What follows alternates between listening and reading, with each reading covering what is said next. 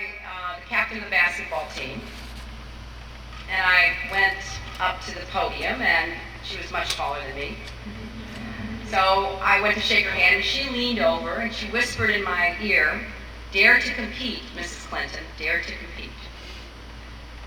You know, it just took my breath away. And then I got to thinking, I really care about so much else. So I decided to dare to compete.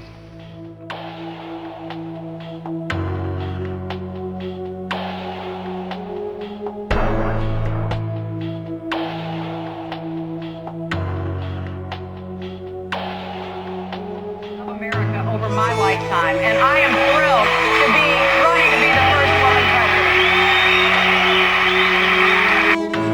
I have to tell you, as I travel around the country, fathers drive hours to bring their daughters to my events, and so many women in their 90s wait to shake my hand, and they say something like, "I'm 95 years old, I was born before women could vote, and I want to live long enough to see a woman in the White House." Thank you, Senator.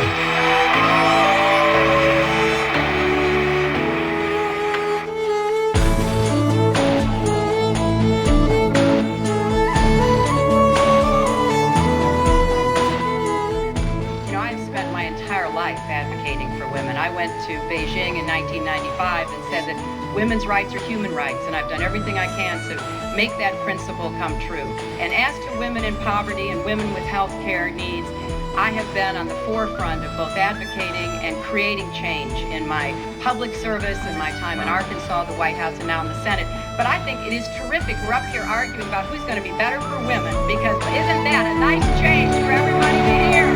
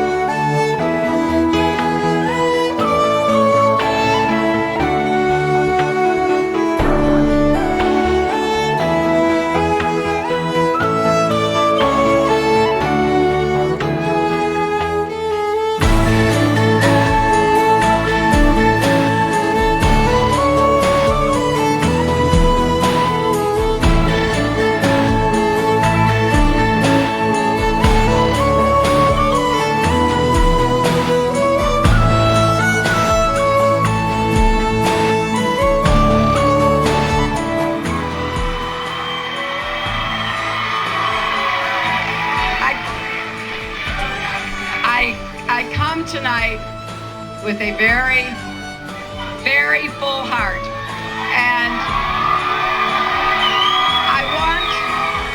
I want especially to thank New Hampshire.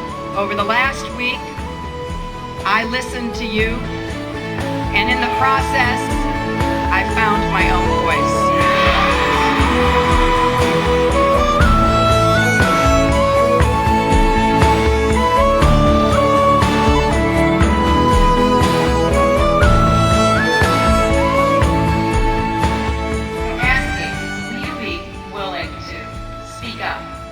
Enough is enough when women or minorities or the innocent, the powerless are marginalized or denigrated.